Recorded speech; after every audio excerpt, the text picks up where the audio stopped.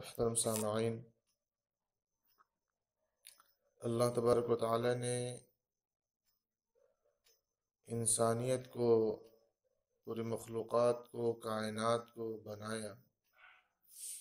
اس میں انسان کو سب سے افضل، مکرم، اشرف بنایا اور فرمایا وَكَرَّمْنَا بَنِي آدم، کہ ہم نے بنی آدم کو عزت بخشی اور آپسی پہچان کے لیے اس میں قبیلے بنائے تاکہ ایک دوسرے کی پہچان ہو سکے، اور فرمائے کہ جب ایک ساتھ رہنے سے، ایک جگہ رہنے سے کچھ ایسی باتیں پیش آتی ہیں جو ناگوار ہوں، تو ایسے وقت میں ہمیں کیا کرنا چاہیے. اللہ تعالیٰ کا ارشاد ہے الذین ينفقون فی السراء والضراء، کہ جو لوگ اپنی دولت کو خرچ کرتے ہیں تنگ دستیوں میں اور خوشحالی میں، والکاظمین الغیظ والعافین عن الناس، جب غصہ آئے تو اس وقت غصے کو کنٹرول کر لے، اس کو پی جائے، اور جب لوگوں سے غلطی ہو جائے، سرزد ہو، تو اس کو درگزر کر دے. اگر یہ کوئی بندہ کرتا ہے تو اس کو کیا ملنے والا ہے، اس کا کیا مقام ہوگا. اسی آیت کے آخر میں فرمایا واللہ یحب المحسنین، یہ جو اوپر کام بیان کیے گئے ہیں یہ محسنین کا ہے، اور ایسے لوگوں کو اللہ تعالیٰ پسند کرتا ہے، اس سے محبت کرتا ہے، اس کو چاہتا ہے. تو لہٰذا اگر ہم اللہ کے محبوب بننا چاہتے ہیں کہ اللہ ہم سے محبت کرے، ہمارا شمار محسنوں میں کرے، تو ہمیں چاہیے کہ غصہ پر قابو رکھے، اور لوگ سے جب غلطیاں سرزد ہو جائے تو اسے معاف کر دے، درگزر کر دے، کیونکہ ہم خود بہت بڑے گنہگار ہیں. رات دن میں نہ جانے ہم سے کتنے گناہ ہو جاتے ہیں، جانے میں انجانے میں. اللہ ہماری غلطیوں کو پکڑنے پر آ جائے تو ہمارے لیے بچنا بہت مشکل ہوگا. اس لیے ہمیں چاہیے کہ ان غلطیوں سے باز آنے کی تلقین کرے، سمجھائے اور اس کو درگزر کر دے. ہاں، اگر حالت ایسی ناگزیر ہو جائے کہ اس سے بدلہ لینا ہی ہو تو شریعت میں اس کی بھی گنجائش رکھی گئی ہے، لیکن اس شرط کے ساتھ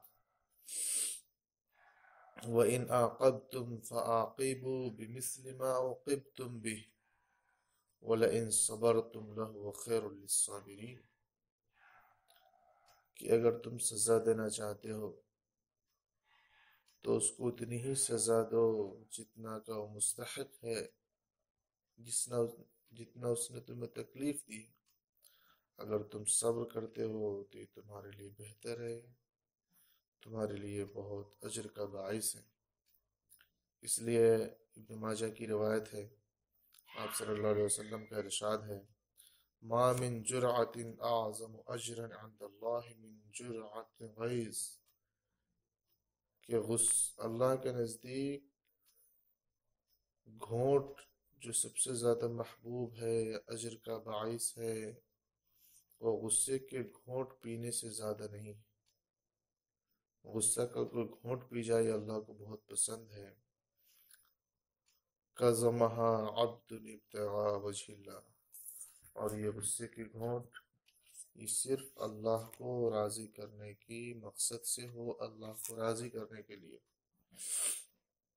تو یہ اللہ کو بہت پسند ہے. ایک اور روایت میں ہے کہ من کظم غیظا وهو قادر على ان ينفضه، کہ غصہ ایسے شخص کو آ رہا ہے کہ جس نے اس کے ساتھ بدتمیزی کی ہے، برا سلوک کیا ہے، یا کوئی ایسی حرکت کی ہے جس سے اس سے بہت غصہ آ گیا، اور اس بات پر قادر ہے کہ اس کو نافذ کر دے، اپنا بدلہ لے سکے، کوئی کمزور نہیں ہے۔ بسا اوقات ایسا ہوتا ہے جس کو تکلیف دی گئی بیچارہ کمزور ہوتا ہے، بدلہ نہیں لے سکتا، لیکن جو بدلہ لینے پر قادر ہے، اگر وہ غصے کو پی جاتا ہے تو اللہ تعالی قیامت کے دن رؤوس الخلائق کے سامنے اسے بلائے گا اور اس کو اختیار دے گا۔ ترمذی کی روایت ہے کہ دعاہ اللہ علی رؤوس الخلائق حتی یخیرہ من الحور ما شاء، اس کو اختیار دیا جائے کہ حور میں سے جتنا چاہے اپنے لیے اختیار کر لے۔ رسول اللہ صلی اللہ علیہ وسلم نے غصے پر قابو پانے کے لیے ایک بہترین علاج ہمیں تجویز کی ہے۔ اگر اس پہ ہم عمل کر لیں تو ہم آسانی کے ساتھ غصے پر کنٹرول کر سکتے ہیں۔ ابو داؤد کی روایت ہے، آپ صلی اللہ علیہ وسلم کا ارشاد ہے، اذا غضب احدکم وهو قائم فلیجلس، کہ جب تم میں سے کسی کو غصہ آئے اور کھڑا ہوا شخص ہے تو اسے چاہیے کہ بیٹھ جائے۔ فَإِنْ ذَهَبَ عَنْهُ الْغَضَبُ وَإِلَّا فَلْيَضْطَجِعْ، بیٹھنے کی صورت میں بھی غصہ کنٹرول نہیں ہو رہا ہے، غصہ بڑھتا ہی جا رہا ہے، تو فرمایا کہ وہ لیٹ جائے، کیونکہ غصے پہ قابو پانا یہ اللہ کو بہت پسند ہے۔ اسی لیے حدیث میں آیا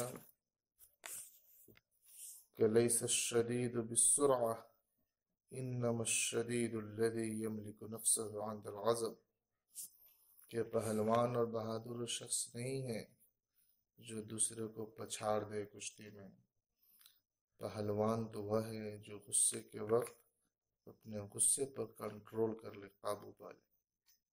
تو لہٰذا ہمیں چاہیے کہ ایسی صورت میں جب غصہ آئے اس کو ٹھنڈا کرے۔ یہ شیطان کی طرف سے ہوتا ہے اور یہ شیطان آگ سے پیدا ہوا ہے، لہٰذا اس کو پانی کے ذریعے سے ہی ٹھنڈا کیا جا سکتا ہے۔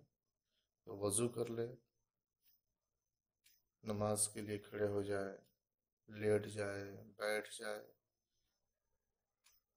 اس کے سامنے سے دور ہو جائے۔ یہ وہ ترکیبیں ہیں کہ اس کو اختیار کیا جائے تو انسان غصے پہ آسانی کے ساتھ قابو پا سکتا ہے۔ اللہ تعالیٰ ہم اس کی توفیق عطا فرمائے، آمین۔ وآخر دعوانا الحمد للہ رب العالمین۔